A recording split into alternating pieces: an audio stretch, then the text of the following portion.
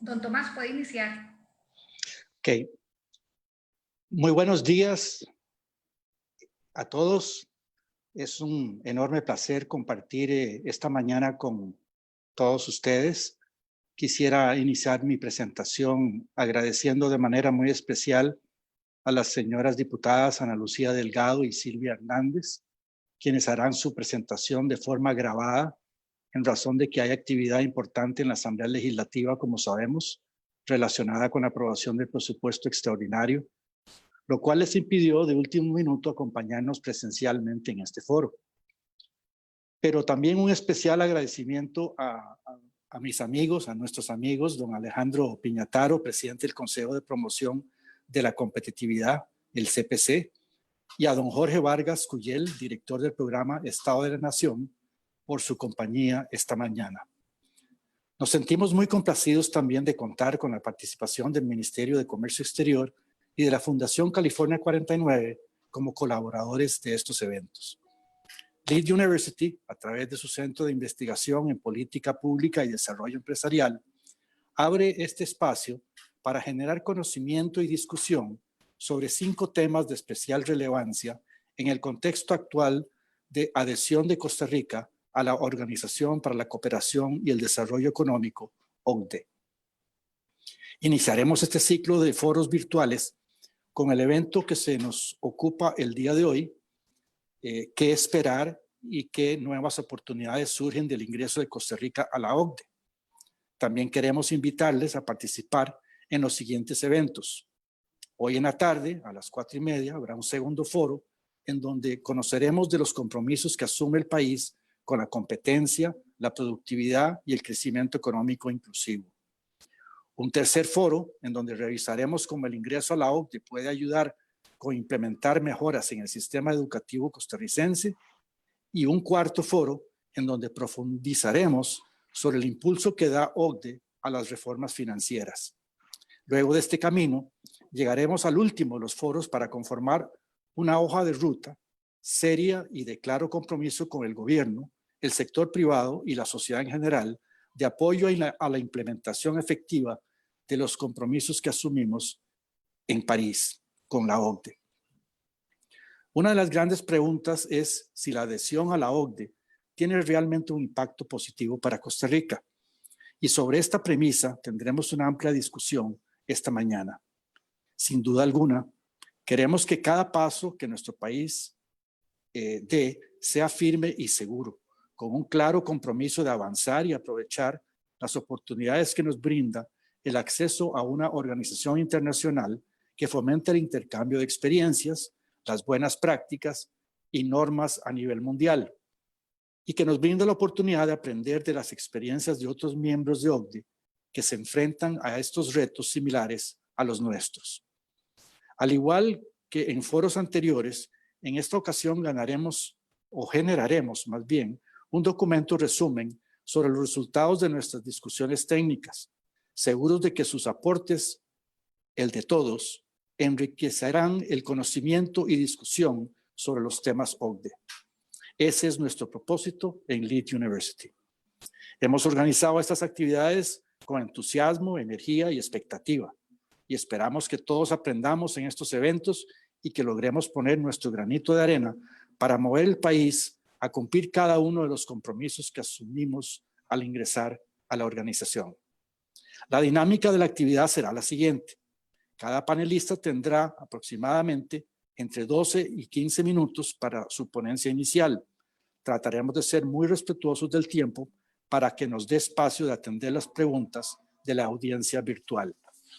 Iniciaremos en el orden que está establecido con la grabación de la presentación de la diputada Ana Lucía Delgado, seguido de la presentación grabada también de la diputada Silvia Hernández.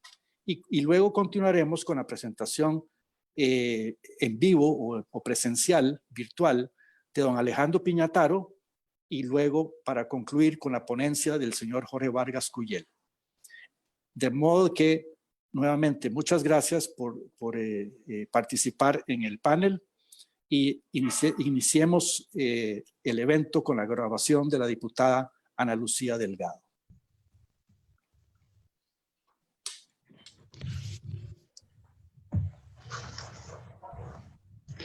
Muy buenos días. Primero que todo, quiero agradecerle a Lead University por invitar a esta diputada a formar parte de esta serie de foros virtuales que permiten de manera muy concreta poder dimensionar los beneficios, la importancia y los desafíos que tiene Costa Rica frente a la incorporación de nuestro país a la Organización para la Cooperación y el Desarrollo Económico. A nosotros nos corresponde poder hablar sobre qué esperar y qué nuevas oportunidades surgen del ingreso de Costa Rica a la OCDE o a la Organización para la Cooperación y el Desarrollo Económico. Y tenemos que partir de que el pasado 15 de mayo los embajadores de los países de la Organización para la Cooperación y el Desarrollo Económico, OCDE, nos invitan como país a formar parte de la organización como miembro activo número 38.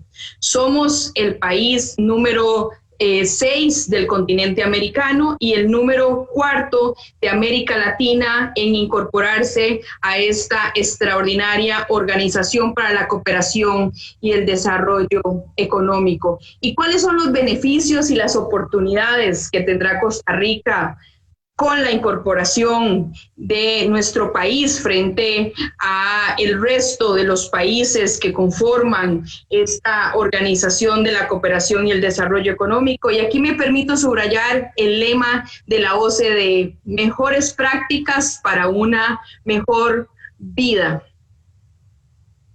Y es que efectivamente tanto la organización como los socios que están presentes en la OCDE representan el 80% aproximadamente del comercio y las inversiones mundiales, abriendo un abanico de oportunidades de cooperación y desarrollo económico para Costa Rica. Costa Rica va a poder participar en los más de 300 comités y grupos de trabajo de la OCDE para poder decidir e incidir en igualdad de condiciones, en el desarrollo de soluciones innovadoras frente a desafíos comunes, con el fin de mejorar políticas públicas, mejorar procesos de institucionalización pública para poder legar mayor eficiencia y mayor bienestar a los costarricenses.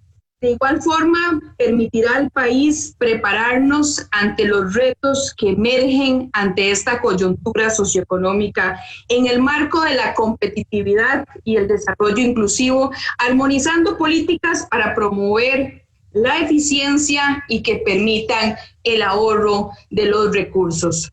La adhesión de Costa Rica a la organización también nos va a garantizar el cumplimiento de altos estándares mundiales en diferentes materias, los cuales no solamente son revisados, sino exigidos precisamente por la Organización para la Cooperación y el Desarrollo Económico, y que sin lugar a dudas refuerza la confianza de organismos y de inversionistas hacia nuestro país. Y ahora bien, quisiera detenerme sobre 3 temas puntuales que efectivamente son grandes oportunidades, grandes retos que tiene Costa Rica, y voy a mencionar solo 3 por temas de tiempos, pero sin lugar a dudas, el abanico de oportunidades y beneficios que tendrá nuestro país es bastante amplio. Y son 3 temas que nos permiten poder dimensionar que existe mayor oportunidad de crecimiento en eficiencia, en bienestar social, en prosperidad, en desarrollo económico, en equidad, en gobernanza, en transparencia para nuestro país. Y el primero de ellos es en materia de competencia. Y es que efectivamente Costa Rica tiene años de estar hablando de una reforma que permita efectivamente sentar las bases en materia de competencia. Y fue hasta hace pocos meses atrás cuando la Asamblea Legislativa aprueba la Ley de Fortalecimiento de las Autoridades de la Competencia, Ley número 9736, bajo los estándares y recomendaciones de la OCDE, que le otorgan a COPROCOM, que es la Comisión para Promover la Competencia, más independencia administrativa, funcional, presupuestaria, le permite establecer una mayor fortaleza en la figura de los comisionados, regulan la aplicación de las sanciones frente a las conductas ilegales, ya no de una forma confiscatoria, sino de manera disuasoria, y también fortalecen de manera importante las facultades de abogacía para fomentar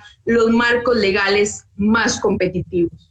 En síntesis, esta ley se traduce en una normativa dentro del marco de las recomendaciones de la OCDE que garantiza los mejores precios para nuestros consumidores, principalmente para los sectores más vulnerables de la población, y a la vez aumenta la variedad y los productos en calidad de servicios y bienes que tiene a disposición la población. Algunos ejemplos que me parece importante reseñar en materia de competencia de países homólogos que ya forman parte de la OCDE, que efectivamente ven como resultado una mejora precisamente por la incorporación de estas políticas en competencia, es México, específicamente en temas de telecomunicaciones, cuando bajan hasta un 81% los precios de los paquetes de banda ancha, tras un conjunto de reformas destinadas a aumentar la competitividad de la industria en telecomunicaciones.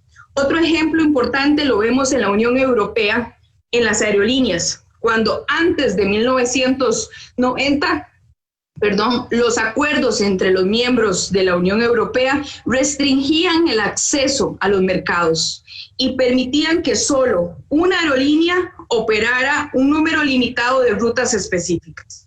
Durante la década de 1990, los mercados nacionales liberalizan la competencia, por lo que surgen aerolíneas de bajo costo como resultado de mayores oportunidades de competencia, traduciéndose en tarifas más bajas, mayor flexibilidad, y las opciones mejoraron para todos los clientes de estas. Otro tema importante que me parece que es muy relevante poner sobre la mesa es en materia de contratación pública. Y es que se busca a través de políticas públicas en materia de compras bajo los estándares de la OCDE, poder maximizar temas de eficiencia, pero también ahorro precisamente de los recursos estatales cuando se adquieren los bienes, servicios u obras. Y aquí es importante señalar que efectivamente en cumplimiento de esta serie de recomendaciones que da la OCDE para Costa Rica, se trabaja de forma decidida, no en una reforma en materia de compras públicas, sino en un nuevo marco regulatorio que sea sinónimo de una reforma de Estado que incorpore eficiencia, agilidad, transparencia, así como un sistema unificado digital de compras públicas, que permita maximizar los beneficios de las actividades de compras centralizadas, obteniendo mejores precios a través de economías de escala, menores costos de transacción y una mayor eficiencia de la gestión administrativa, lo cual se traduce incluso en proyecciones de ahorro del 1.5 del Producto Interno Bruto e incluso ahorros en el costo de los productos que adquiere el Estado de un 20 a un 40% si lo hacemos bajo economías de escala. Pero esta nueva reforma que camina basada en toda esta serie de recomendaciones que fue dictaminada por la Comisión de Contratación Administrativa hace un par de semanas atrás, que me tocó presidir de manera decidida, al igual que formar parte de, junto con la Contraloría, de la elaboración de este proyecto de ley, incorpora de manera obligatoria el uso de esa plataforma digital unificada. Sin embargo, esto no es una materia nueva para Costa Rica. Ya desde el año 2016 se había incorporado el SICOP. Sin embargo, a la fecha se mantienen algunas instituciones fuera de ellas y lamentablemente no todas las instituciones corren los procedimientos de contratación administrativa en este sistema unificado de compras digital que se requiere de manera decidida y que a partir de este proyecto de reforma de Estado que está por entrar en discusión al plenario legislativo será obligatorio. Otro tema pendiente también para Costa Rica que me parece fundamental en el marco de las oportunidades que buscan alcanzar mayor bienestar social y desarrollo económico se da en materia de educación. Y es que efectivamente Costa Rica es uno de los países que más invierte en educación. Este año se reporta 7.4% del PIB invertido en temas educativos en Costa Rica, una inversión que es vital, necesaria e importante, a la par de muchos otros países de la OCDE que promedio invierten el 4.1%. Sin embargo, esta inversión tan importante para nuestro país no es consecuente ni es congruente con los resultados en materia educativa, que se reflejan después de varios estudios que genera la OCDE y que reportan que según las pruebas PISA en el 2019, los estudiantes en Costa Rica obtienen 76 puntos menos que los estudiantes de la OCDE, lo que equivale lamentablemente a 2 años de escolaridad. Y la mitad de la población entre 25 y 34 años ha complementado la educación secundaria superior, mientras que el promedio de los países de la OCDE rondan el 85%. Es más, en países latinoamericanos como Chile y Colombia, es de un 85 y un 70% respectivamente. Con lo cual, acatar las recomendaciones de la OCDE en materia de educación van a permitir identificar y desarrollar el conocimiento y las habilidades que generan mejores empleos, mejor calidad de vida en aras de mayor bienestar, prosperidad e inclusión social. En síntesis, la incorporación de Costa Rica en la Organización para la Cooperación y el Desarrollo Económico OCDE es sin lugar a dudas una excelente señal para las organizaciones e inversionistas, pues garantizan que en nuestro país se va a generar un compromiso con el cumplimiento de los altos estándares en materia de competitividad, de gobernanza, de calidad de vida, que son consecuentes con acciones administrativas y, por supuesto, reformas legales que avalan dichos estándares y que garantizan esas buenas prácticas. En palabras de la señora ministra de Comercio Exterior, doña Dialá Jiménez Figueres, y aquí quiero abrir comillas para leerles literalmente su incorporación: la aportación de América Latina en la economía internacional se está volviendo clave y su importancia en el orden global es también relevante. Para Ángel Gurría, secretario general de la OCDE, la bienvenida a Costa Rica en la Organización para la Cooperación y el Desarrollo Económico es muy relevante en un momento en el que el multilateralismo es más importante que nunca. La mejor forma de afrontar los retos mundiales actuales es que las economías emergentes, en desarrollo y avanzadas trabajen de forma conjunta en la búsqueda de soluciones. Para el Programa del Estado de la Nación, la OCDE es una organización internacional única, integrada por los países con mayores índices de desarrollo de la comunidad internacional, que busca la excelencia en políticas públicas. En conclusión, Costa Rica tendrá grandes beneficios frente a la incorporación de la Organización para la Cooperación y el Desarrollo Económico, pero también un gran desafío, y deberá estar a la altura del resto de los países miembros, promoviendo el intercambio de recomendaciones para diseñar reformas partiendo de nuestras ineficiencias y problemas, pero teniendo muy claro y en cuenta el horizonte de los estándares más altos de la Organización para la Cooperación y el Desarrollo Económico. Al margen de lo señalado, me gustaría puntualizar de forma un poco más clara que al ser miembro de la OCDE, Costa Rica podrá tener algunos beneficios importantes propios de la OCDE, como las evaluaciones constantes que genera la organización para poder mejorar y revisar la totalidad de las recomendaciones, que nos permitan brindar informes para el desarrollo, tanto en temas puntuales o específicos como de forma general, que nos permitan aprender día con día de los países que ya transitaron y que enfrentaron problemas relativamente similares a los que existen en nuestro país. Número 3, que podamos mantener a la OCDE como un asesor imparcial que basa sus recomendaciones en evidencias, permitiendo generar recomendaciones válidas y objetivas. Número 4,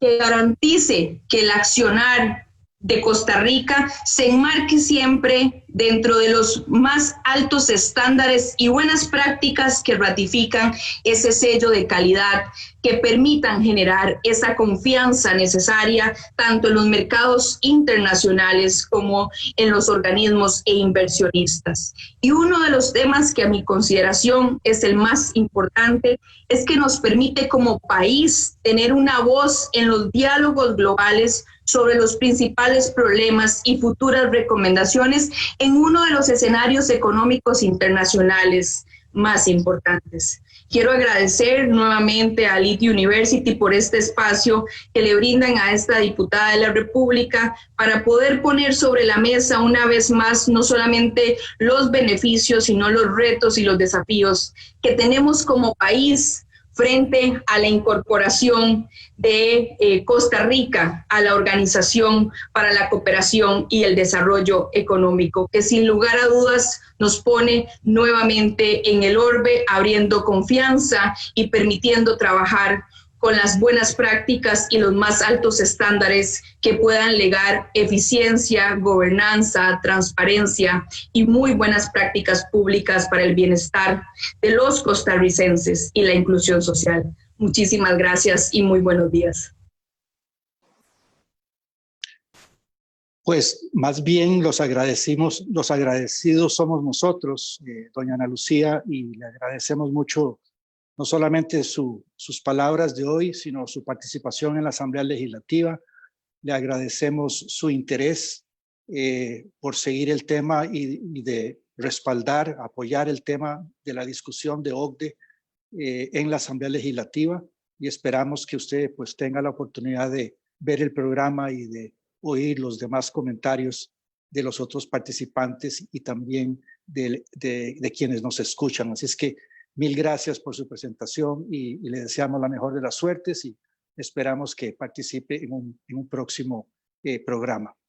De seguido, ahora tendremos la grabación de la presentación de la diputada Silvia Hernández.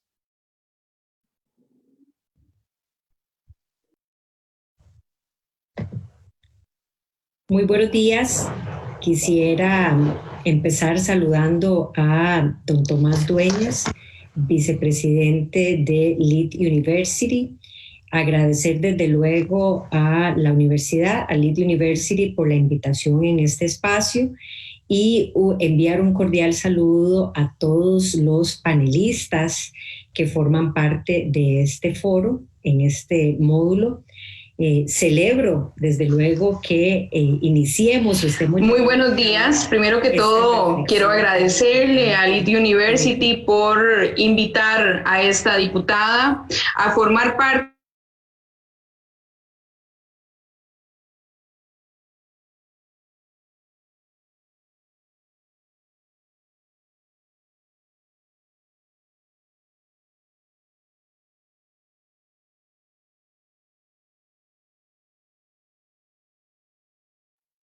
proceso de adhesión y las bondades que este proceso puede representar para el país. Yo quisiera en mi intervención abordar 3 puntos de manera muy general, algunas generalidades, esperando inclusive que estas reflexiones puedan ser un tanto provocativas para lo que nos convoca el día de hoy. Y esos 3 puntos son: el número 1, los cambios que implica esta crisis sobre el debate del desarrollo que se está llevando a cabo, ese debate que como país y a nivel del mundo tenemos que estar llevando a cabo, qué ha cambiado y qué rol puede jugar la OCDE en todo este proceso de un nuevo debate sobre el desarrollo económico, social y mundial. El segundo punto al que quisiera referirme es sobre el tema de cómo mejorar nuestra productividad y competitividad. Y ahí quisiera referirme a la importancia de contar con un régimen de competencia robusto. Y finalmente, el tercer punto de vista es cómo Costa Rica puede reactivar su protagonismo en el ámbito internacional a partir de este proceso de adhesión y lo que viene adelante. Quisiera de esta forma iniciar con el primer punto sobre este debate del desarrollo que se está llevando a cabo, que se va a fortalecer o profundizar aún más.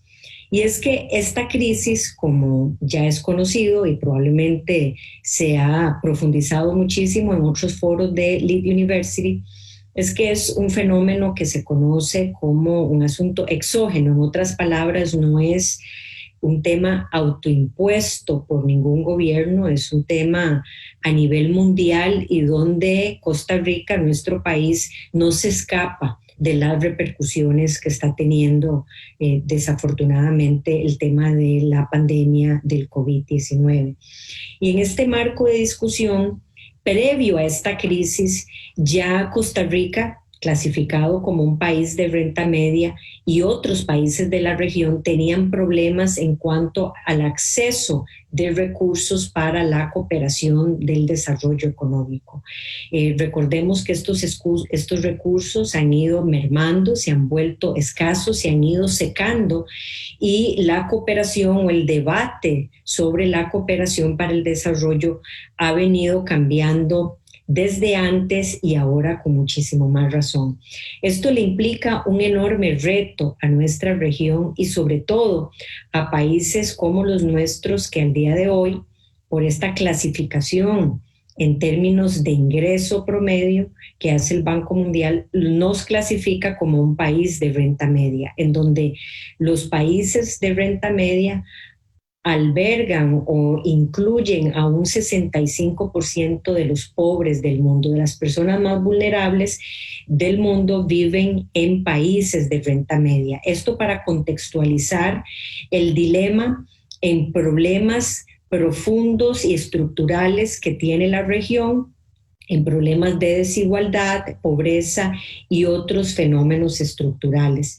Y eso hace que sin duda estos se incrementen en este momento y nos lleve a una discusión en que, aunque sean países heterogéneos, si tratamos de buscar similitudes de forma muy abstracta, podríamos decir que una de las grandes similitudes o retos generalizados que van a encontrar todos estos países es con la gran interrogante de cómo no quedarse en una tierra de nadie, cómo volverse competitivos o cómo ser competitivos o más competitivos en este momento, adaptándonos y posteriormente a la eventual inyección, vacuna y que podamos salir de esta crisis mundial. Y ahí es el gran reto de cómo adaptarnos, de cómo poder incentivar esta productividad y esa innovación. Y aquí salen algunas de las discusiones de siempre, diría obvias, que es el tema de la educación, desde luego. Pero en esta ocasión el gran debate va a ser no solamente en los indicadores que puedan posicionarse los países para mejorar la calidad, pero además ahora en cómo fortalecer y cerrar esas brechas de conectividad. Y yo creo que aquí esto es un tema de política pública que se está discutiendo poco en el país, poco por los tomadores de decisión y que reviste de una enorme importancia. Y es que a nivel de niñez, adolescencia e inclusive en jóvenes universitarios el problema de las brechas de conectividad, de poder contar con hogares conectados, representa uno de los retos más importantes de adaptación en este momento de pandemia, en donde no solo es el problema de cuántos niños están siendo expulsados del sistema educativo por falta de conectividad en sus hogares, pero además por falta de dispositivos electrónicos, tecnológicos, inteligentes, como tablets, que permitan que estas personas puedan mantenerse conectadas, y desde luego la adaptación que está teniendo todo el sistema educativo para permitir poder dar las clases a través de un esquema que no se había implementado, o por lo menos no se había dado de forma generalizada en el país.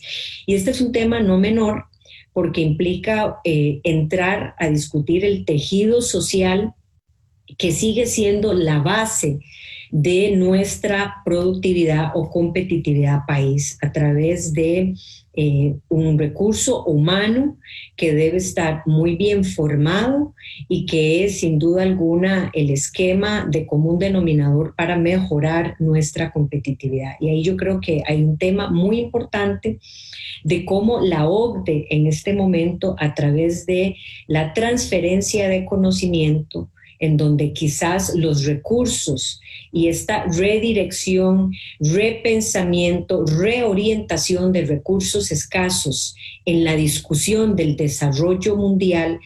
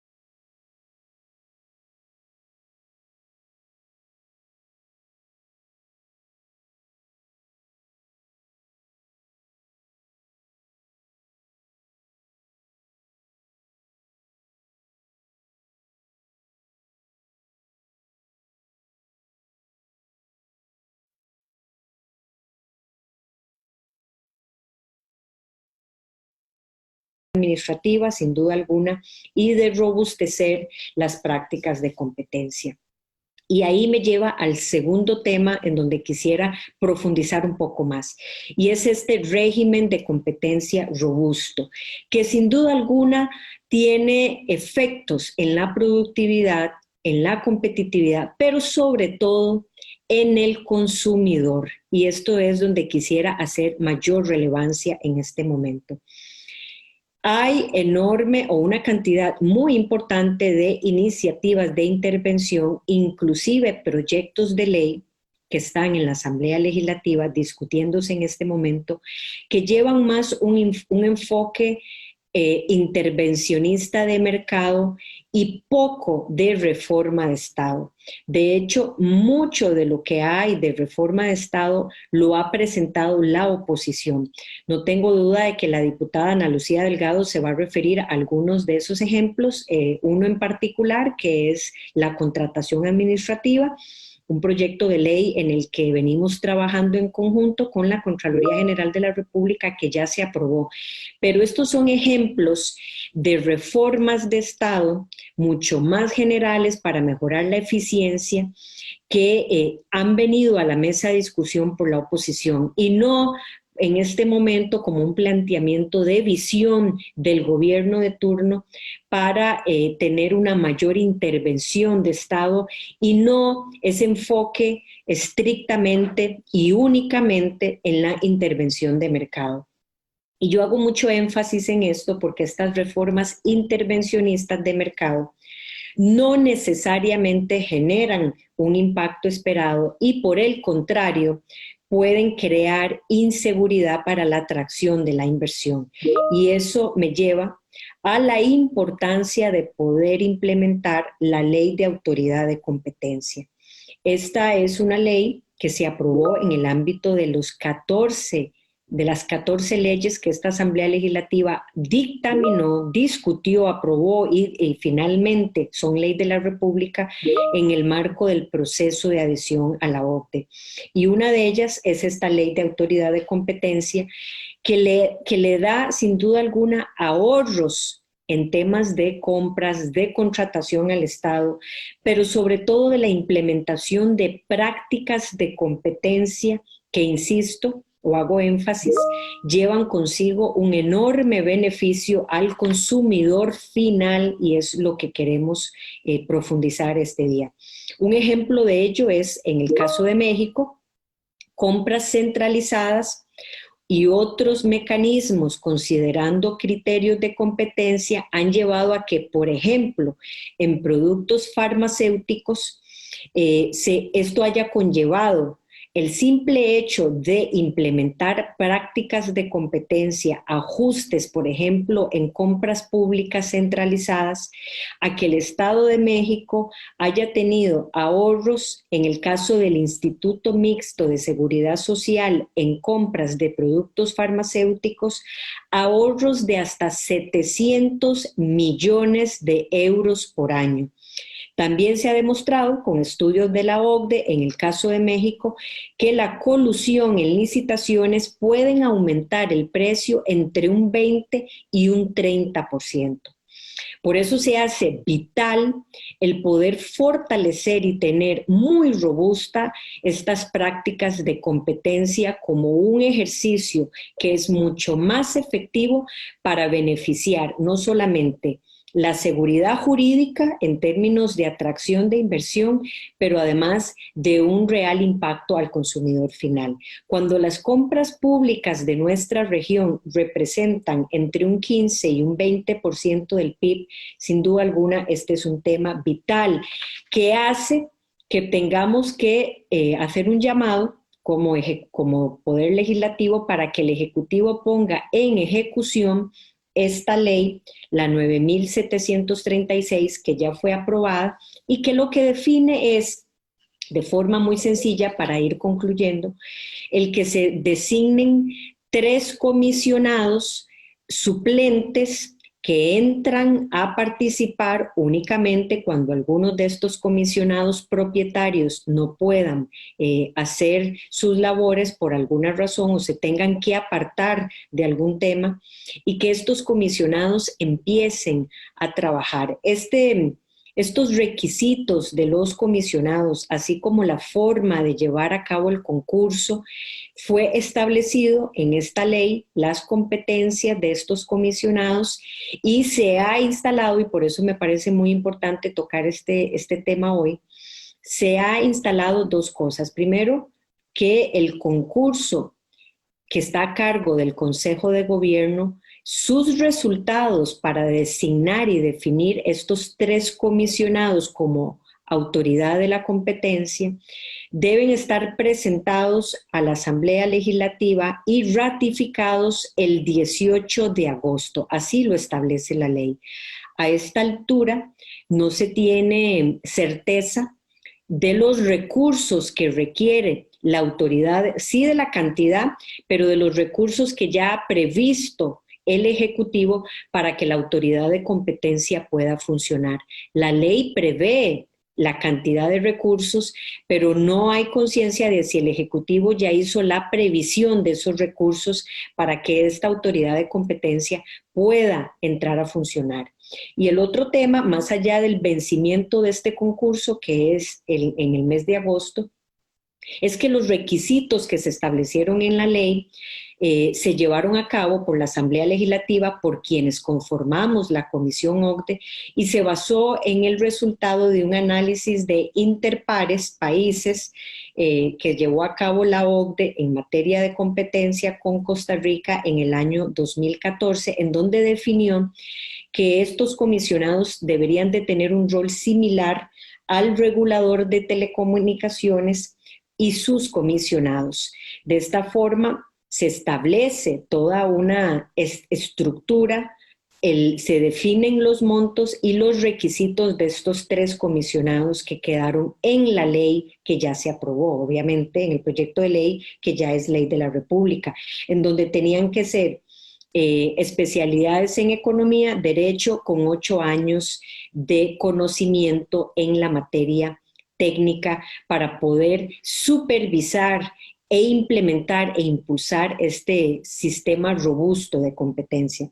A mí me llama mucho la atención porque de forma muy reciente el Ejecutivo presentó un proyecto de ley a través de los diputados Welmer Ramos y Carranza que cambia los requisitos de estas autoridades de competencia, de estos comisionados, y cambia en que ya no sean especialistas en economía y derecho, sino en ciencias económicas, pero además disminuye los años de conocimiento técnico de 8 años a 3 años. Y a mí me parece que este es un punto para llamar la atención, no solamente para que el Ejecutivo ponga en práctica, en ejecución, esta ley que la Asamblea Legislativa en el marco del proceso de adhesión aprobó y que llevó un proceso muy serio de discusión, un proceso técnico profundo, para que se haga, sino porque, como bien lo dijo Ángel Gurría en la presentación del estudio económico de forma muy reciente, a inicios de semana, una competencia débil vuelve a un país caro. Y esto es vital para poder implementarlo. Y finalmente, ya para cerrar, el tercer punto que yo quería tocar es que Costa Rica, con lo que sigue ahora en el proceso de adhesión, puede reactivar, y quiero llamarlo en esos términos, el protagonismo que ha disminuido en el ámbito internacional, no solamente desde el rol que puede tener en coordinación la Cancillería con COMEX, sino que una vez que el gobierno envíe el protocolo de adhesión, que instamos para que el Ejecutivo lo haga pronto, no ha llegado a la Asamblea Legislativa este último paso que es el protocolo de adhesión de la OCDE, en donde esperamos que de forma obvia toda la coordinación se mantenga en el Ministerio de Comercio Exterior por las razones que han sido claras a la luz, que resaltan, y es que igualmente, como lo resaltó Ángel Gurría, COMEX logró coordinar una serie de instituciones y de actores para que este proceso fuese una realidad. Y a mí me parece que el paso final que sigue de establecer y mantener este rol de coordinación en el Ministerio de Comercio Exterior, pero sobre todo lo que conllevaría después en la participación de los diferentes comités de la OCDE, en las diferentes evaluaciones de interpares, en el intercambio de buenas prácticas que hoy demanda todo este modelo de desarrollo económico, que replantea y que obliga a repensar este modelo de desarrollo económico, la crisis, hace que sin duda Costa Rica pueda mantener o replantearse un protagonismo en el ámbito internacional. en donde sin duda alguna el Ministerio de Comercio Exterior, coordinando quién va a ser la representación ante la OCDE, si se mantiene, cómo sería esa representación, pueda seguir impulsando este protagonismo. Y me parece que este es un tema que debe cerrarse, que se hace la atención necesaria y que sin duda alguna va a impulsar los beneficios que este proceso de adhesión, más allá de estadísticas confiables que se estarán impulsando, más allá de evaluaciones, no solamente en temas económicos, sino en todos los comités, desde salud, agricultura, gobernanza pública, competitividad, educación, etcétera, va a poder llevar al país a ese desarrollo de políticas públicas mucho más eficiente. Muchísimas gracias. Reitero el agradecimiento a Lead University por seguir llevando desde el inicio foros de muy alto nivel y por poner sobre la mesa de discusión lo que viene con el proceso de adhesión de Costa Rica a la OCDE y todo el abanico de opciones que se abre. Muy buenos días y muchísimas gracias. Bueno, otra magnífica intervención de la diputada Hernández. Da gusto que tenga ella, junto con su colega Ana Lucía Delgado, estén tan claros en la relevancia que tiene este paso hacia adelante y la descripción que hacen las dos sobre lo que sigue es muy acertado y ciertamente pues queda muy claro de que se va a abrir una discusión muy relevante sobre cómo vamos a, qué sigue ya el tema de la negociación, del seguimiento, pues eso ya se dio, pero ahora tiene que entrarse en una etapa completamente distinta que es ya la implementación y la participación de Costa Rica como miembro pleno, con silla propia, en París. Y ciertamente, pues, la universidad apoya la preocupación que menciona la diputada Hernández sobre quién nos va a representar, quién va a coordinar, quién va a hacerse cargo de esta gran responsabilidad, y apoyamos por completo la visión de la diputada Hernández y de la Comisión OCDE en general, de que esa responsabilidad debería de seguir en manos de quienes nos llevaron a la puerta de acceso a la OCDE durante casi 8 años, que fue COMEX. De manera de que pues, esperamos que no solamente que el gobierno también envíe el protocolo de adhesión muy pronto a la consideración de los diputados y diputadas, sino que también pues, que se ratifique el rol de liderazgo en este esfuerzo a COMEX. Y otro comentario que podría agregarle a esto es que su preocupación por la ley de la competencia también la apoyamos por completo y la entendemos en LEAD.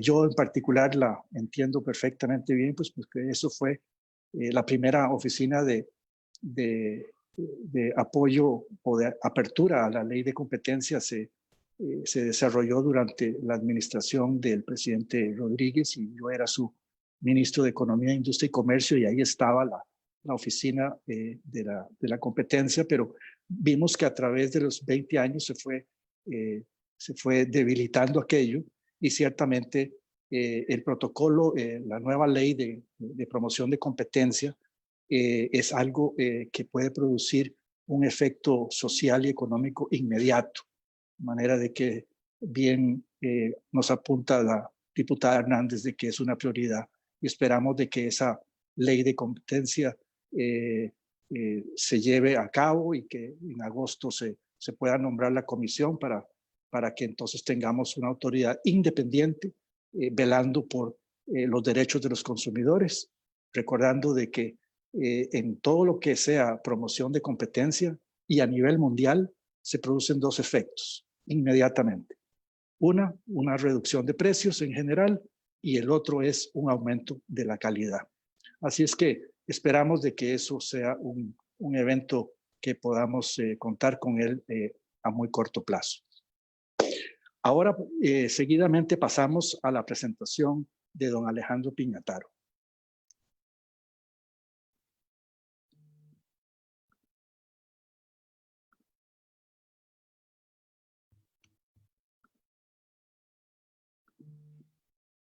Muchísimas gracias, don Tomás. Un afectuoso saludo a mis compañeros panelistas, a las señoras diputadas, el mayor de los éxitos en la discusión del presupuesto extraordinario esta mañana en el Congreso. Y al igual que las dos panelistas que me antecedieron, quisiera extender un sentido de agradecimiento y reconocimiento a Lead University por promover estas discusiones, por demás necesarias en todo momento, pero hoy creo yo que más que nunca, y que además recogen en cada una de la conformación de sus paneles no solo opiniones diversas, sino que también me parece que hay un esfuerzo adrede de inclusión y de igualdad de género que queremos resaltar, y que es un tema que para el Consejo de Promoción de la Competitividad que represento es un pilar fundamental dentro de nuestro accionar. Cuando uno habla después de varios panelistas, tiene el reto de que ya mucho se ha dicho, así es que me disculpo de antemano si algunas de las cosas que están en mi presentación son reiterativas, pero igual aprovecharé para enviar algunos mensajes que considero vale la pena reforzar o rescatar. Como bien lo mencionaba don Tomás al inicio de esta intervención, el foro, el objeto es qué esperar y qué nuevas oportunidades, sobre todo, surgen del ingreso de la OCDE de Costa Rica con su ingreso a la OCDE. Y bueno, esta primera filmina es ¿qué es la OCDE? Más que decir qué es la OCDE, porque anticipo que quienes participamos en este foro lo sabemos y ya la diputada Delgado lo explicó, quisiera decir, bueno, ¿qué es la OCDE para Costa Rica? Para mí, en primer lugar, el proceso de incorporación de Costa Rica a la OCDE es un ejemplo. Es un ejemplo de que cuando ponemos los intereses del país por encima de los intereses particulares, podemos lograr grandes cosas. Porque este es un proceso que viene desde el año 2012. Es un proceso que ya ha superado 3 administraciones y es justamente en la tercera que se aprueba. Es un ejemplo de que cuando trabajamos juntos podemos avanzar hacia las grandes transformaciones y grandes decisiones país que tenemos que tomar. Y creo que en este momento particular tan sensible que atravesamos es importante rescatar esto, porque los grandes retos que tenemos por delante solo los vamos a superar trabajando juntos, solo los vamos a lograr superar si logramos entender que nuestro futuro no depende solamente de las próximas elecciones, sino de las grandes transformaciones que hagamos como país en los años venideros. Y por supuesto que la OCDE es una enorme oportunidad de aprender de los mejores. Ahí están varios de los principales países más exitosos, más prósperos del mundo y que están en la mejor disposición de enseñarnos a quienes aspiramos a mayores niveles de desarrollo, a mayores niveles de igualdad, a lograrlo y a trazar un mapa de ruta para ello. Recuerdo hace unos años conversando con un profesor universitario en Corea del Sur y le preguntaba que cómo habían hecho ellos para alcanzar el desarrollo, y él me decía, bueno, nosotros en realidad lo que hicimos fue copiar a los países que ya lo habían hecho. Vimos que habían hecho bien, que habían hecho mal, a partir de ahí nos trazamos un mapa de ruta y con una absoluta determinación, compromiso y esfuerzo nacional lo lograron. Bueno, la OCDE nos puede ayudar con algunas de esas recetas que necesitamos como país para avanzar de manera decidida hacia el desarrollo. Estas son algunas opiniones de líderes globales sobre la OCDE. El presidente francés Macron dice que la OCDE ha sido un actor clave en las luchas decisivas de nuestro tiempo, especialmente en la lucha contra las desigualdades, y pues que esos son los esfuerzos que él apoya de la OCDE. La señora Sharon Burrow, de la Secretaría General del Centro para la Integridad Social, dice que los ingresos de los trabajadores a escala mundial han caído en las últimas 3 décadas el marco de la OCDE para la acción política sobre el crecimiento inclusivo puede aportar soluciones adecuadas a los retos que enfrentamos. Y a propósito del comentario que hacía alguno de los asistentes hace unos minutos en el chat, esta es, por supuesto, estas afirmaciones se agravan con la pandemia respecto de la desigualdad que se va a generar, el desempleo y la pobreza, y por supuesto los desafíos que debemos enfrentar juntos. Y por último, el señor Kailash Satyarthi, perdón la pronunciación, Premio Nobel de la Paz, dice que desempeña la OCDE un papel importante en la difusión de datos y evaluación de avances logrados en la erradicación de pobreza y desigualdad, lo cual es muy importante. Países miembros, en realidad esta filmina, más que rescatar los 37 miembros que ya conocemos, mencionar quizás, uno, la diversidad de estos miembros, que es muy importante mencionarlo, y dos, que seremos el cuarto país de América Latina en ingresar a la organización, junto con México, Chile y más recientemente Colombia. Ahora, aquí viene la parte interesante, y es que, como dice el reconocido empresario Warren Buffett, que cuando baja la marea nos damos cuenta quién nada desnudo. Bueno, algo similar sucede cuando empezamos a analizar nuestra competitividad a la luz de los países más exitosos. Y este ejercicio es muy importante, y es muy importante que lo veamos con mucha sinceridad, con mucha humildad y sobre todo con una gran determinación de avanzar hacia mejorar a donde tenemos que hacerlo. A veces pecamos de compararnos con quienes hacen las cosas peor, y yo creo que la OCDE es una enorme oportunidad para compararnos con los mejores y para con determinación avanzar hacia alcanzar sus estándares. Por supuesto que hay cosas que hemos hecho bien, no debemos ser mezquinos y desconocerlo. Salud, creo que hoy es un extraordinario ejemplo de lo bien que hemos hecho las cosas. Y nuestra institucionalidad, también tenemos una institucionalidad en términos de estabilidad política, democrática, extraordinaria, pero por otro lado tenemos retos enormes, por ejemplo, en materia de conectividad, que ya la han mencionado anteriormente, conectividad que hoy se traduce literalmente entre la posibilidad o no de tener acceso a la educación, entre la posibilidad o no de tener acceso a un puesto de trabajo, entre cómo consumimos, entre tener acceso a múltiples herramientas relacionadas también con la salud. Y eso es algo que, por supuesto, con la transformación digital que se venía dando y que ahora se va a acelerar luego de la pandemia, debemos prestar especial cuidado. Por supuesto, la estabilidad macroeconómica, hay muchísimo que decir.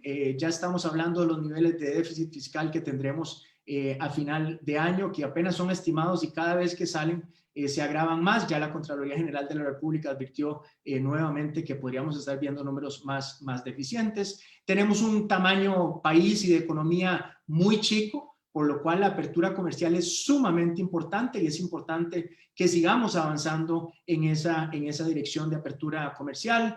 Un sistema financiero que podría ser mucho más eficiente, particularmente en lo que se refiere a la banca pública y el impacto que eso tiene en el costo del crédito y el acceso del crédito para buena parte de la población, el crédito siendo un dinamizador de la economía por excelencia. En materia laboral tenemos un código de trabajo que, a pesar de algunas reformas que se le han hecho, data de cuando teníamos una economía eminentemente agrícola, cuando hoy tenemos una economía no solamente de servicios, sino también digital. Es muy importante que tengamos una discusión muy seria sobre cómo va a impactar esta virtualidad del teletrabajo, más allá del teletrabajo, porque además queremos asegurarnos que esos puestos virtuales que surjan en el futuro se den dentro del marco de la formalidad. ¿Para qué? Para que contribuyan con impuestos, para que contribuyan con sus cargas sociales. Pero si no somos capaces de regular y articular eso correctamente, pues vamos a tener grandes retos a nivel fiscal y a nivel de nuestra seguridad social. Por supuesto que también es importante hablar del altísimo costo que tienen nuestras cargas sociales, tema sobre el cual la OCDE también nos ha hecho señalamientos y nos ha hecho incluso recomendaciones sobre cómo bajar la carga a nivel de cuotas obrero-patronales y quizás pasar algunos de esos rubros a impuestos. Y ni qué se diga a nivel de género, que fue una de las observaciones o comentarios con los que empecé esta intervención. Vemos a las mujeres hoy trabajando prácticamente 3 turnos, ¿verdad? Tienen el trabajo, tienen obligaciones en su casa, y si tienen a los niños en casa, posiblemente tienen que hacer de profesoras también. Y ahí tenemos grandes retos y enormes oportunidades, porque hoy es el bono de género el que le puede permitir a Costa Rica seguir creciendo de forma determinada hacia una economía más productiva y próspera. Esta filmina, pues en realidad lo que busca es señalar con barras, digamos, lo que ya veíamos en la anterior, pero aquí sí quisiera tal vez señalar la importancia de que avancemos de forma definida y comprometida hacia una economía de la eficiencia. Como mencionaba antes, tenemos grandes retos en educación, en el mercado de bienes, en el mercado laboral, financiero y en la tecnología. Y una vez que consolidemos eso, podemos empezar a hablar de una economía basada en la sofisticación y en la innovación. Y quisiera aprovechar también para decir que uno de los grandes privilegios que tenemos como país dentro del parque empresarial, particularmente de empresas de zona franca, es que tenemos en algunos casos a las empresas del futuro. Son empresas que saben hacia dónde va el mundo y son empresas que tienen mucho que compartir con nosotros. Yo creo que debemos procurar mayores niveles de encadenamiento de alto valor y, por supuesto, mantener un diálogo abierto para entender qué reformas debemos de hacer en salud, en educación y en habilidades de nuestro recurso humano para asegurarnos la empleabilidad de esas personas, como también lo hace Lead University con sus programas para los estudiantes. Aquí tenemos el índice de desarrollo humano y competitividad global para 133 países. Por supuesto que una de las cosas que nosotros buscamos con estas mejoras de productividad y de competitividad es generar mayores niveles de bienestar para la mayor cantidad posible de personas. Y vemos que en términos de desigualdad y desarrollo humano, como país tenemos enormes desafíos y estamos bastante lejos de la media de la OCDE. Confiamos que si como país tomamos determinaciones y decisiones y avanzamos, podemos lograr niveles de bienestar para todos. Y aquí voy a citar textualmente al secretario general de la OCDE, quien dice que es importante tener en mente que el proceso de adhesión puede ser un gran catalizador para que Costa Rica realice otras reformas estructurales de gran repercusión que respaldan las prioridades de política pública nacional. Nuestra intención es que el proceso de adhesión impulse el crecimiento, contribuya a reducir las desigualdades, fortalezca la lucha contra la corrupción y aumente la transparencia y eficiencia del gobierno. Los beneficiarios de estos cambios, así como la membresía de la OCDE, serán el país y cada uno de sus ciudadanos, sobre lo cual ya don Tomás, doña Silvia y doña Lucía se han referido recientemente. Quizás aquí lo que sí vale la pena rescatar es que en el informe que rindiera la OCDE la semana pasada, si la memoria no me falla, decían que perciben en Costa Rica un momentum reformista que podría ser muy beneficioso para estos grandes pasos que debemos dar como país. Esto, sin un afán de entrar en los detalles, es un flujograma de a dónde empezamos y a dónde estamos hoy como país. Como les decía al inicio, empezamos en el 2012 durante la administración de la presidenta Chinchilla y es en este año que recibimos la invitación formal para unirnos a la OCDE.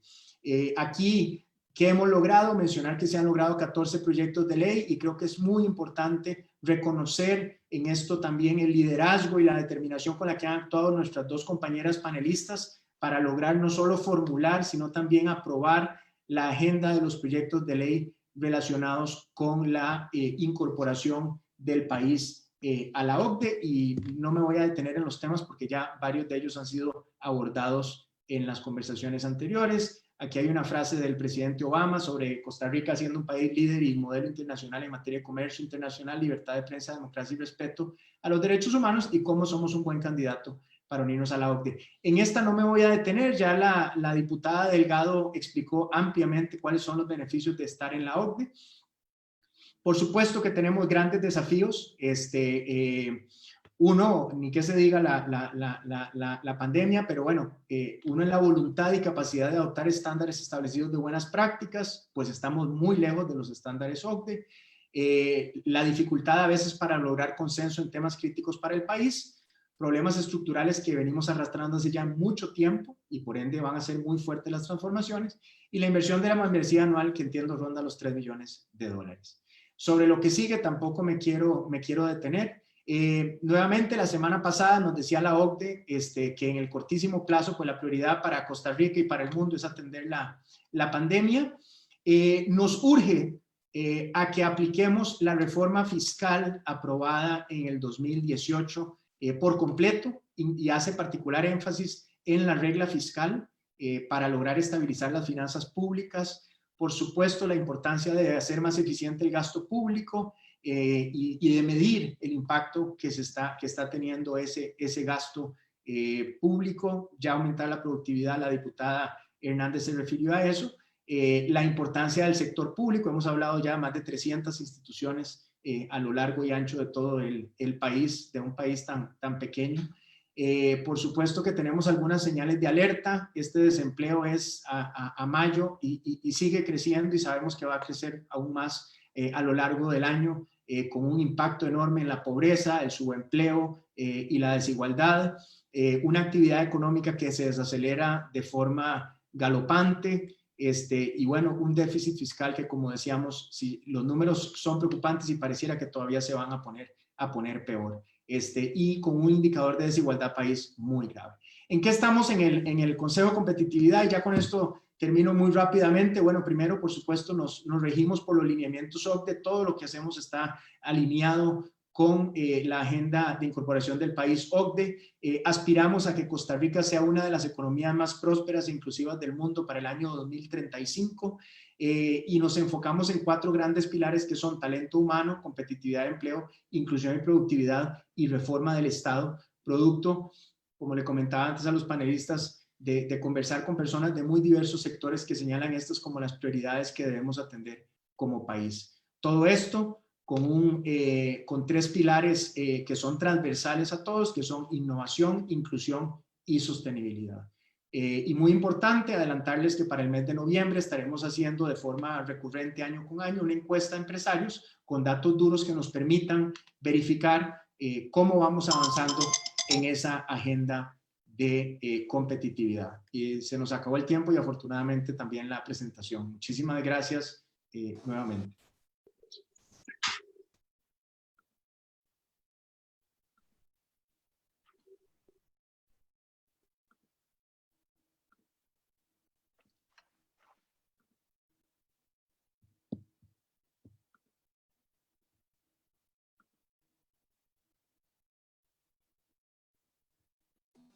Mil gracias, Alejandro, por la presentación y felicitaciones por lo que hacen ustedes en CPC. Quiero destacar en particular el tema de la eficiencia, que es otro de los temas de que si uno lo encara puede producir resultados bastante a corto plazo. Mencionando que el tema de la eficiencia no es solamente la eficiencia del Estado el que hay que atacar, sino que también hay grandes desafíos de eficiencia en el sector público. Nuestra productividad pues anda muy por debajo de los estándares OECD y tenemos pues desafíos importantes en cuanto a productividad, no solamente por el lado de capital, sino la transferencia de tecnología. El tema digital es relevante. El costo de transacción en el país es importante, y pues ciertamente tenemos un desafío pues para, en ese sentido, pues para continuar en la senda de aumentar la productividad y la competitividad en el país. De manera de que muchas gracias por tus palabras, y ahora vamos a pasarle la palabra a nuestro buen amigo Jorge Vargas Cuyel.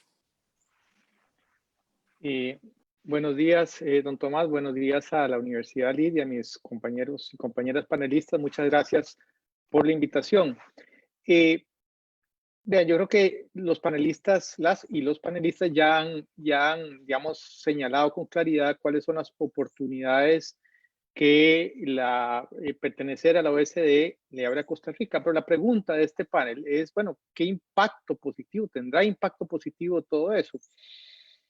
Y la respuesta con toda franqueza es que no lo sé. A este punto no lo sé, porque los impactos o una evaluación de impacto necesariamente tiene que tener una mirada retrospectiva, tiene que haber pasado un conjunto o un periodo relativamente largo para ver que efectivamente la aguja se movió o no.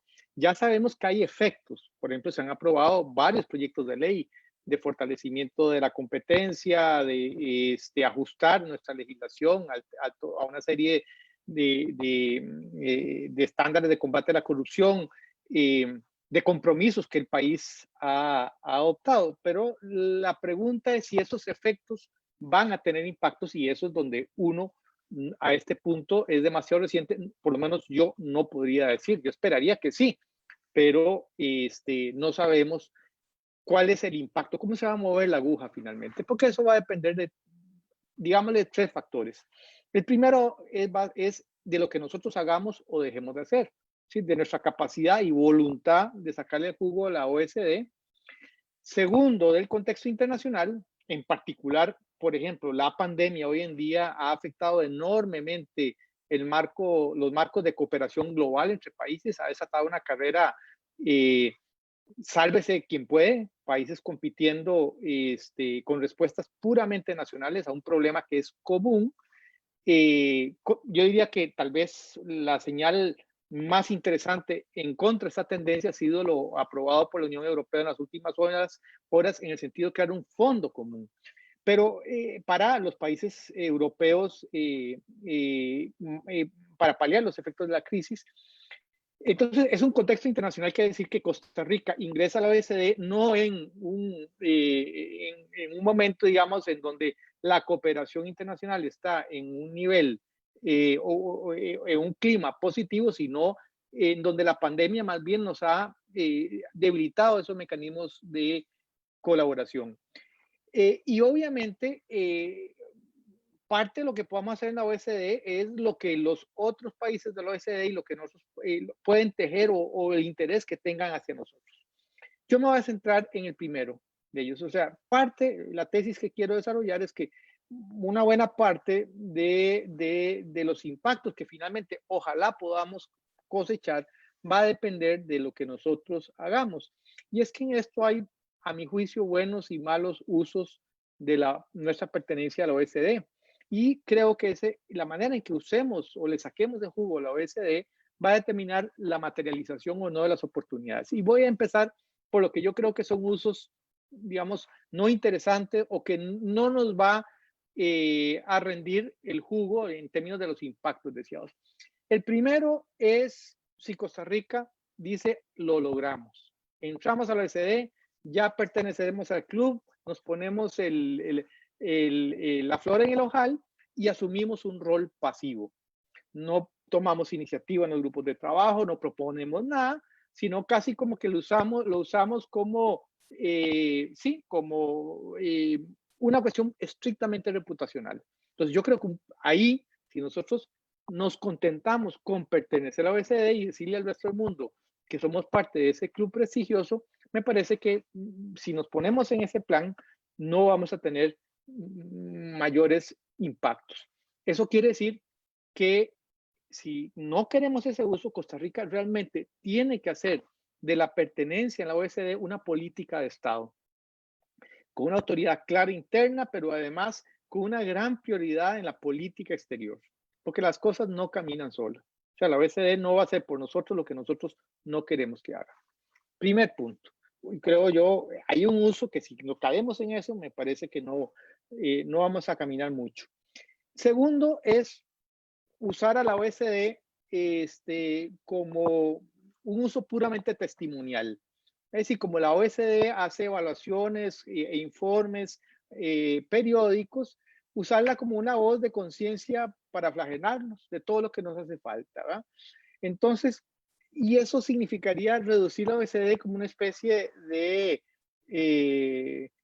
ejercicio académico importante, pero frustrante finalmente. O sea, cada año o cada vez que la OECD abre, nosotros decimos qué barbaridad, aquí está la prueba de que no somos lo bueno que somos, ¿verdad? Y entonces rápidamente, si nos ponemos en esa línea de decir la OECD la ponemos puramente como un testimonio de nuestra situación, yo creo que la vamos condenando a la irrelevancia. Y hay un tercer uso que a mí me parece que sería bastante negativo, que es, llamémoslo así, la idolatría. Lo que diga la OECD es la santa palabra acerca de lo que hay que hacer y perder toda distancia, ¿verdad? O sea, toda conversación interesante, y una conversación siempre hay puntos de vista que a veces son convergentes y a veces no lo son. Y ahí el riesgo es que empecemos los sectores políticos en Costa Rica a la OECD a tratar como árbitro para tratar de manipularla y que diga cosas que a nosotros nos favorecen. Sí, como no podemos resolver los problemas internos, vamos al árbitro para que pite penal, ¿no? Y yo siento que eso sería tremendo. Eso sería, metería a la OECD con un factor endógeno de nuestras diferencias políticas. Yo creo que ahí más bien lo que hay que usar la OECD es justamente para ampliar, el menú de la liberación pública, para obtener nuevas ideas, pero no tratar de usarla como a veces en una empresa uno le dice al auditor, mira, el auditor está, pone esto y esto y esto, porque es que mira, aquí tengo una cosa que no me dejan a mí pasar en la empresa. Entonces uno le juega al auditor para que lo meta en el informe y entonces uno dice, vio, lo dice el auditor. Yo creo que eso sería un error. Entonces, resumo, si nosotros nos ponemos en un plan pasivo, en un plan puramente de usar a la OECD como un testimonio o de tratar de usarla, de manipularla para que diga las cosas que en el conflicto interno nosotros tenemos, no vamos a sacarle jugo a la OECD. ¿Es posible ese riesgo? Sí, es posible que ese tipo de cosas ocurran. Sin embargo, también podemos hacer de la OECD un buen uso. Yo mencioné uno. Por ejemplo, un buen uso sería tomarla en serio. Que Costa Rica defina la participación activa de la OECD. El proceso de aprendizaje y de diálogo con la OECD es importante. Bueno, yo creo que ese es un buen uso. Segundo, digamos, es ponerla, ayudar, digamos, a que nos ayuda a resolver problemas concretos. No es tanto que nos diga lo que hay que hacer, sino, repito, para expandir el rango posible de lo que puede hacerse ante un problema concreto. Eso significa que la agenda, la discusión la tendríamos que poner nosotros, ¿verdad? Mucho. Y tener una gran iniciativa de plantear bien los problemas que nosotros queremos que la OECD nos ayude a resolver. Eso implica tener agenda, y creo que eso es un reto muy importante. Y yo creo que la OECD también un buen uso es usarla, emplearla en el buen sentido de la palabra, como un abrelatas. Es decir, como inteligencia para encontrar nuevos nichos de mercado, apoyo a la diplomacia científica que requerimos para meternos en innovación, aumentos en la productividad. Es decir, donde hay buenas ideas y ampliar el espectro de la discusión interna que a veces se vuelve muy reducido y polar entre los que dicen mercado versus Estado y tenemos 30 años y no salimos de eso. Bueno, la OECD puede justamente ayudar a ampliar ese espectro. Resumen, entonces, cuando a mí me hacen la pregunta de qué esperar o qué impacto puede tener la OECD, yo digo, bueno, depende. Primero, es muy temprano para saber. Sabemos que está produciendo una serie de efectos. Lo que no sabemos es si esos efectos en el cambio de la normativa va a tener impactos, qué tipo de impactos y con qué intensidad. También he dicho que hay un gran depende, porque buena parte de lo que le podamos extraer a la OECD va a depender de lo que nosotros, cómo nos posicionemos frente a ella, de lo que yo llamé los malos y los buenos usos. Y por supuesto hay un contexto internacional que yo diría, uno nunca escoge, a veces, o un país pequeño nunca escoge, o tiene de poco de dónde escoger, pero hay que decir que nosotros entramos a la OECD en un momento malo, en el sistema internacional en todo lo que tiene que ser las relaciones de cooperación global, y eso no es razón más bien para decir, entonces la OSD es irrelevante. No, al contrario, más relevancia tiene la OSD porque es de los pocos marcos de cooperación global, ¿verdad?, que están activos y con el cual nosotros podemos acudir. Ahora, yo quisiera, como ya tenemos varios panelistas, terminar esta presentación que es, digamos, en donde quería sentar una serie de tesis, es la OSD tiene algún papel en lo inmediato. Hoy, atravesando la situación cuyos números, algunos de los números los decía Alejandro hace poco. Yo creo que, bueno, la crisis económica y social provocada por la pandemia ha afectado tremendamente a los países de la OECD, ¿verdad? Si Costa Rica cree que por medio de la OECD se va a abrir la billetera, se van a abrir el maná del cielo y nos va a caer un montón de ayuda, no es así. Sin embargo, la OECD es una enorme importancia porque de los países de la OECD sale el 75% de la inversión extranjera directa en el mundo, ¿verdad? Entonces, más que ir en lo inmediato, ir a extender la mano y pedir que nos den, creo que la OECD nos abre un conjunto de oportunidades para poder atraer inversión y ampliar nuestra conexión en el mundo, que es vital en este momento. Creo que la OECD puede jugar un rol central en estimular la cooperación científica tecnológica hacia nuestro país, la diplomacia científica de dos lados, porque Costa Rica tiene un enorme problema de productividad. Necesitamos incrementos importantes y generalizados de productividad en los próximos años, generalizados porque si no, entonces vamos a profundizar el dualismo estructural que tiene nuestra economía, y yo siento que establecer robustos y diversos lazos de cooperación científica y tecnológica con los países de la OECD mediante una activa diplomacia científica nos puede ayudar a atraer al país sectores de alto valor agregado, y no solo en el centro del país, sino imaginen ustedes en agricultura de precisión, en nuevos nichos, en innovación, en toda la oferta de turismo y los productos y servicios asociados ahí. Yo siento que eso es un punto bien importante donde la participación de la OECD puede tener una diferencia. Y finalmente, vean, nosotros en las próximas semanas, este país va a tener que hacer tres cosas muy rápido y que son decisivas para poder seguir flotando. Uno, aprobar el presupuesto extraordinario que le da recursos para, entre otras cosas, mitigar los impactos sociales de la crisis. Dos, el Congreso va a tener que aprobar una serie de préstamos que están haciendo fila. Y tres, hay que resolver el tema del préstamo rápido con el Fondo Monetario Internacional, que es el primer paso para ir a un acuerdo de derecho giro o un stand-by agreement. ¿Puede la OECD jugar algún papel ahí? Yo creo que puede jugarlo.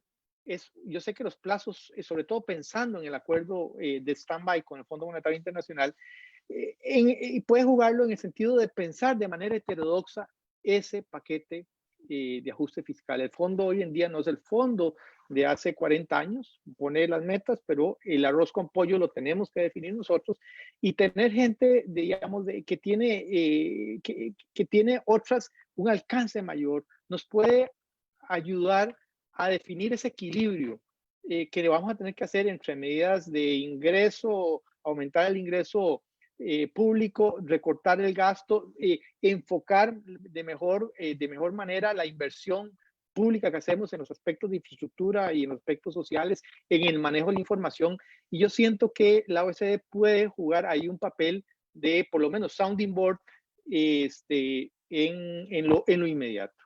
Resumo y concluyo, ya la OECD ha tenido efectos en Costa Rica, el tener que hacer una serie de ajustes normativos para poder pertenecer al club. Hay el riesgo, he dicho, de que Costa Rica, como decía un amigo, en Costa Rica somos personas de principio. todo lo empezamos y nada lo terminamos. Hay el riesgo de que nos sintamos muy honrados y creamos que la tarea está hecha porque entramos a la OECD. Yo digo, la tarea empieza, la realmente importante empieza a partir de esa hora, y va a depender enteramente de nosotros, de nuestra capacidad, junto con esos factores contextuales que he señalado, el hecho de que vamos a la OECD juegue un papel positivo o no en mover la aguja de donde estamos. Gracias, y más bien lo hice corta para poder más bien entrar a un diálogo con el moderador y con las personas que quisieran hacer preguntas. Muchas gracias, Tomás. Bueno, mil gracias, Jorge, como siempre, clarísimo y una visión muy amplia, muy medida, diría yo. Destaco tres cosas también muy brevemente. Lo primero es que nos has recordado de que los resultados van a depender de nosotros y de nuestra voluntad, de nuestra madurez, de nuestra capacidad de sentarnos aún con las diferencias que pueden haber en la misma mesa. Y eso pues vamos a tener que hacer un ejercicio quizá histórico en ese sentido de sentarnos y determinar cuáles son las prioridades para el desarrollo en nuestro país. La segunda que destaco es de que definitivamente creo que es relevante y es absolutamente indispensable que la OECD sea parte de la política de Estado. Coincido por completo con eso, pues porque esto es un elemento transformador de toda la sociedad económica, política, social, etcétera. Y ciertamente esto debería ser una de las prioridades en nuestro Estado. Y por último, destacar la frase que me encanta, que es que nos has recordado de que la OECD nos va a permitir ampliar el menú público. Y yo le agregaría, y el privado también, pues porque todos lo necesitamos. Así es que mil gracias. Y ahora pues quisiera pasarle entramos a la parte de preguntas y respuestas y quisiera darle la palabra a Gretel López para que nos pase las preguntas de la audiencia. Gracias. Muchas gracias, don Tomás. Quería hacerles rápidamente un perfil de los temas que se han abordado y posteriormente entrar ya a definir específicamente las preguntas.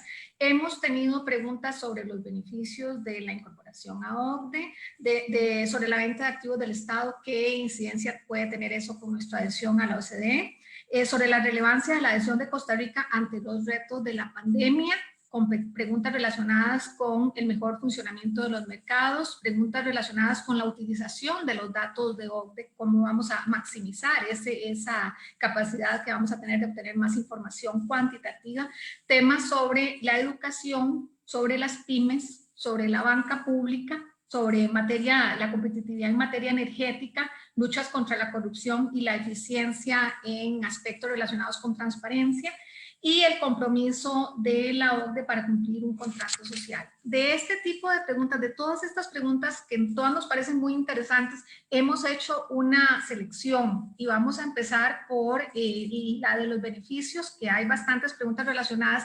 Voy a tomar como primer tema el tema de beneficios. ¿Cuáles beneficios podemos obtener de ser un país miembro de la OCDE? Que ya de eso han hablado los panelistas y quieren reforzar el tema.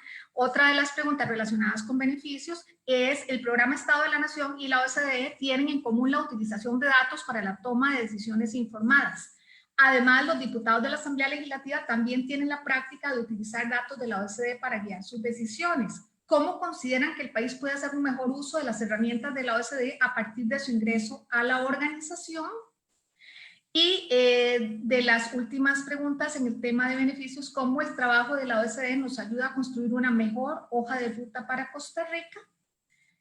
Y hay uno de los panelistas que nos dice que el objetivo primario de la incorporación de Costa Rica a la OCDE es poder renovar y cumplir con un nuevo contrato social que regenere algunas y fortalezca la confianza de los ciudadanos con ese contrato. ¿Qué impacto en la confianza consideran los panelistas que se puede lograr? Ese sobre el tema de beneficios, lo dejo acá para después seguir con otro de los temas. Bueno, pues parece que tenemos una cantidad importante de preguntas y yo voy a tratar de meter la cuchara y voy a tratar de dividirlo democráticamente, una pregunta pues para Alejandro, y otra pregunta también, muy interese, ya que lo tenemos como experto también en educación, me gustaría pues plantearle que nos amplíe Jorge Vargas Cuyel su visión sobre el impacto que está teniendo la pandemia, ¿no? Sobre el tema de la educación. Yo sé que no es un tema necesariamente de OCDE, pero ciertamente a mediano y a largo plazo pues nos puede perjudicar tremendamente en las pruebas PISA. Voy a tratar de tomar el tema sobre, de plantear el tema sobre la relevancia, Alejandro, sobre la relevancia de la información que a la que vamos a tener acceso en la OCDE. Es posiblemente, como dicen los americanos, la información es poder, es un poder tremendo, y pues esa información va a estar disponible constantemente en todos los campos en que los vayamos a requerir. Y entonces me gustaría, ya que sé que ustedes han hecho, se han concentrado en todo lo que sea información digital y la relevancia de la información como medio de educación y también de transformación, me gustaría oír tus comentarios sobre en qué forma es que podríamos nosotros aprovechar esa información que vamos a tener a nuestra disposición en OCDE. Gracias. Vamos a ver, yo creo que la cuarta revolución industrial de la que veníamos hablando y para la que nos veníamos preparando, bueno, nos vino de forma súbita y extrema. Hoy vivimos en una absoluta virtualidad en buena medida, y eso está teniendo un impacto positivo en algunos casos, si se quiere, en el sentido de que las personas están logrando en algunos casos un mayor balance vida personal-trabajo, en otros es todo lo contrario, ya no tienen vida, ¿verdad? Además de trabajar, están los quehaceres de la casa y los niños en la casa y demás. Pero lo cierto del caso es que toda esta posibilidad de estar produciendo desde la casa pasa por la virtualidad. Y aquí me gustaría, Jorge, si tener los datos a la mano, si no los puedo buscar y referirme a ellos ahorita, un artículo que publica doña Isabel Román del Estado de Educación ayer sobre el acceso de las diferentes poblaciones en función de su ubicación y su estrato social al Internet y al equipo de cómputo necesario para tener acceso a ese Internet. Si nosotros sumamos hoy el hecho de que hay una población muy importante que está desconectada del proceso educativo y le sumamos las huelgas de las que fueron víctimas en los últimos 2 años, estamos condenando a una generación a una desigualdad social que va a ser muy difícil de lograr, porque la educación es por excelencia un movilizador social.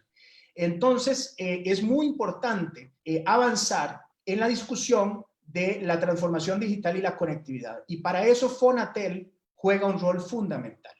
Se discuten en el Congreso específicamente, si no me equivoco, son 5 proyectos de ley, 4, que buscan pasar los fondos de Fonatel a atender la crisis, específicamente al bono proteger, y uno que busca trasladar los fondos a la Fundación Omar Dengo. Nosotros en el Consejo de Promoción de la Competitividad consideramos que hoy más que nunca, pensando no en el futuro de mediano y largo plazo, en el futuro inmediato, debemos revisar qué se ha hecho bien y qué se puede mejorar de Fonatel.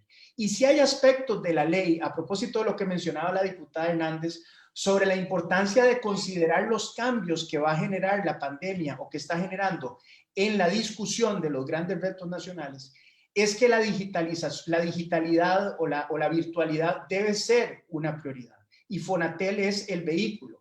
La ley de Fonatel fue prevista en un momento de apertura muy importante, de llevar Internet en la última milla a lugares donde un operador no llegaría, por decirlo de alguna manera, en condiciones de mercado. Pero hoy específicamente tenemos enormes cantidades de población que por no tener acceso a un Internet de buena calidad, de banda ancha, a un costo razonable o subsidiado si fuera el caso, no tiene acceso a la educación.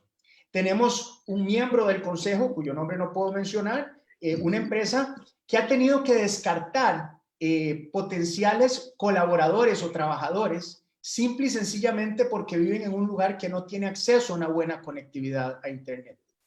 Tenemos, y hago énfasis nuevamente en el tema de género, mujeres que podrían perfectamente estar optando por oportunidades de trabajo si ese trabajo fuera virtual y gozaran de una buena conexión a Internet. Y por supuesto también del equipo de cómputo para poder hacerlo. Entonces, y bueno, y ni qué se diga el comercio electrónico. Pasamos de un momento donde íbamos a las tiendas, a la pulpería, al supermercado, a la farmacia a comprar las cosas, a uno donde hoy muchísimas de estas cosas se pueden o se deben pedir en línea, ni qué se diga los restaurantes. Entonces, es muy importante que demos ese salto. Y sobre específicamente educación, ayer sacó algunos datos y me disculpo por no tener esa mano, creí que Jorge se iba a referir a ellos, pero con mucho gusto los puedo compartir incluso ahora por el chat. Muchas gracias, Alejandro. Sigo planteando esta pregunta a don Jorge, ya que sabemos de que no solamente es un experto, sino que también dirige el programa de Estado de la Nación y que tiene otro estudio que camina paralelo, que es muy valioso, que es el estado de la educación. Siendo la universidad pues un centro de educación, nos preocupa tremendamente lo que está sucediendo con cientos de miles de jóvenes que no están siendo educados apropiadamente y que también nos preocupa muchísimo que el Ministerio de Educación Pública pues tampoco pareciera que tiene las capacidades para llegarle a esa gente. El estudio del estado de la educación, creo que del año pasado, ya comprobó científicamente que la generación que fue afectada por los cambios, la crisis de la presidencia de don Rodrigo Carazo, y que ocasionó que miles de jóvenes tuvieran que interrumpir su educación. La evidencia ya científica indica que eso prácticamente no solamente se constituyó en una generación perdida, sino que también tuvo consecuencias hacia adelante. Y para eso me gustaría que don Jorge nos ayude y nos explique en qué estado de peligro estamos ante la interrupción o a la incapacidad de poder educar a esos cientos de miles de jóvenes. Muchas gracias, don Tomás. ¿Cuánto tiempo tengo para esta respuesta para tratar de no irme por las ramas? Gretel. Tenemos que ser breves porque estamos sobre tiempo. Ok. De ser lo más concreto posible, nada más.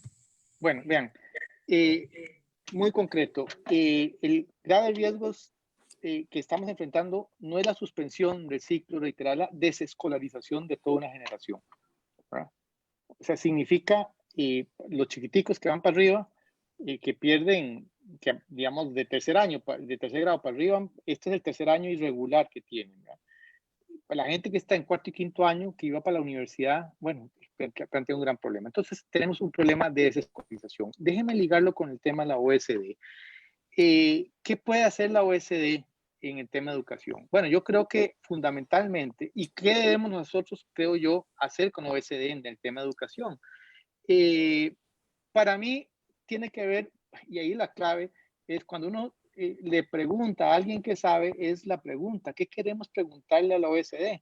Si yo llego y le pregunto a don Tomás, a ver, don Tomás, dígame, ¿cómo está Costa Rica? Y Tomás me dice, bueno, pero ¿qué quiere que usted le pregunte? El clima, ¿de qué estamos hablando? O sea, a la OSD, si queremos que la OSD nos ayude en la educación, hay que llegarle con problemas concretos que queremos que nos ayuden. Entonces, la pregunta no es cómo hacemos mejor la educación, sino qué problemas de la educación nosotros necesitamos urgentemente atender para entonces sacarle jugo a ese expertise. Pero si lo que le vamos a ir a preguntarle es de cómo hacemos para tener la educación de Finlandia, bueno, perfecto, aquí tienen 4 estudios y vea cómo se los come. Pero aquí hay problemas urgentes que resolver. Por ejemplo, nosotros siempre decimos, vea, Costa Rica ya está invirtiendo un 7,5% en educación, del PIB en educación. Estamos mejor que la OECD, suave. Nuestro 7,5% es mucho menos que el 4% que Finlandia invierte en educación. ¿Por qué? 7,5%, lo que refleja es el esfuerzo que nosotros estamos tratando de hacer. Pero la inversión per cápita que reciben los estudiantes en Costa Rica es entre 2 y 4 veces menor a los que recibe un estudiante en la OECD. Aunque proporcionalmente invertimos mucho del Producto Interno Bruto, lo que pasa es que nuestro Producto Interno Bruto es así de chiquitico, ¿verdad? Entonces, ese 4% de Finlandia, ¿verdad?, se traduce en una inversión entre 3 y 4 veces por alumno superior a la nuestra. Entonces, la pregunta es, en ese contexto, por ejemplo, ¿cómo hacer en la nueva circunstancia? ¿Cómo mejorar la calidad de los docentes? Hay países que tienen experiencias lindísimas, pero, por ejemplo, ¿cómo mejorar la calidad de nuestros docentes cuando la realidad es esta? Cuando le hicimos un estudio con el MEP, y resulta que el 67% de los docentes dicen que no recibieron ninguna competencia digital en la formación inicial en las universidades, ni públicas ni privadas. Y una proporción similar dice, además, no me han formado. Y resulta que estamos ahora, mucha de la educación es una educación remota. Bueno, planteemos un problema concreto a la OECD.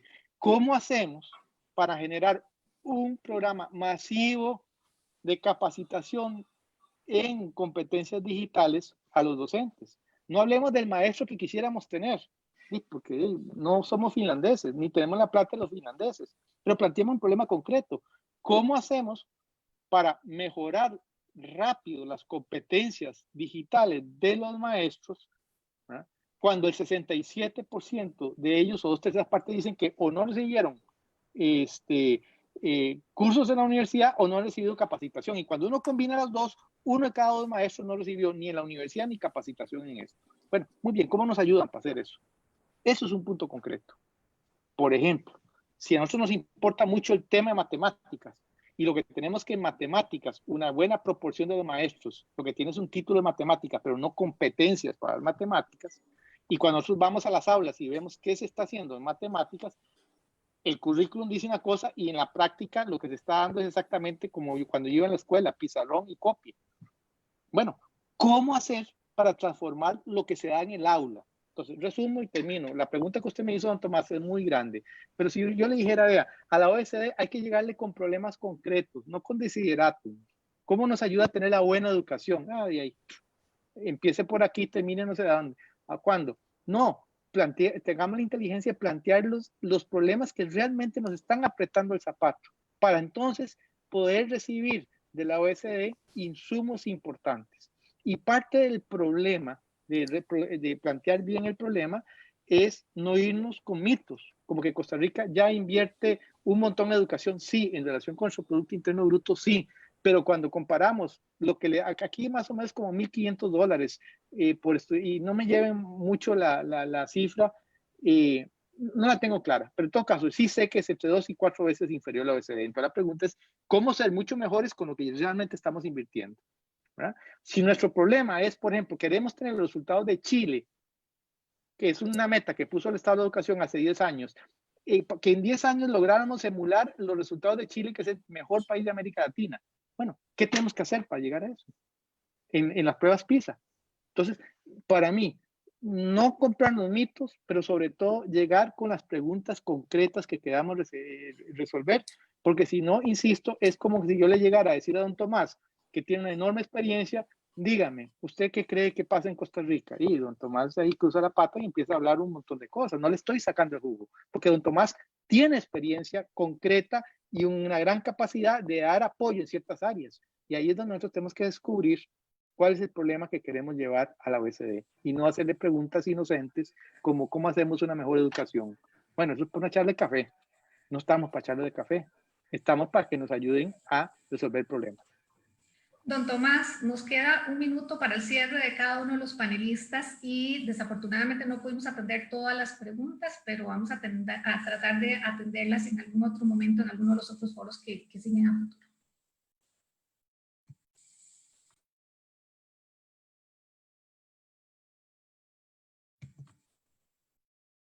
Don Tomás. La verdad es de que estoy muy complacido con el evento. La verdad es que nos dejan planteados muchos desafíos, algunos de más corto plazo que del mediano, y me hace pensar que estas conversaciones sobre OCDE pues vamos a tener que incrementar y profundizar en muchos de los campos que se han discutido hoy. Le agradezco muchísimo a todos los panelistas y también le agradezco a todos quienes han tenido la amabilidad de escucharnos y de participar y disculpando pues que se nos ha terminado el tiempo, y por último pues agradecerle a todo el staff de la universidad pues para que este evento se haya podido escuchar. Y termino con la invitación a participar en el evento de esta tarde, que tiene que ver con otros desafíos, como el de productividad y competitividad, y de agradecerles a todos por su participación. Buenas tardes. Buenas tardes, muchas gracias. Adiós.